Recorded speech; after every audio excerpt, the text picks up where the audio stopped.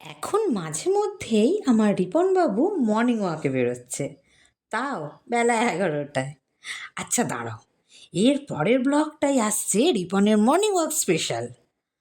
আমি কাজের ফাঁকে ফাঁকে না ওকে একবার করে দেখে আসি যে আমার দুষ্টুটা কি করছে। আর এখন কি করছে দেখো।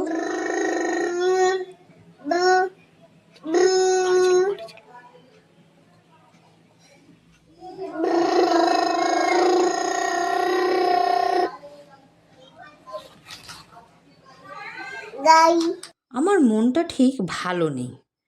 আশেপাশে সকলেই দেখছি রোজের বিয়ে বাড়ি যাচ্ছে, কিন্তু আমার একটাও নেমন্তন্ন নেই।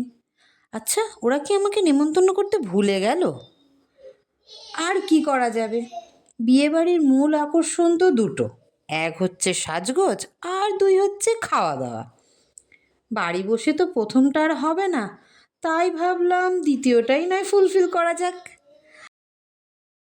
আবার সন্ধ্যের সময় নিয়ে চলে এলো চিকেন স্প্রিং রোল।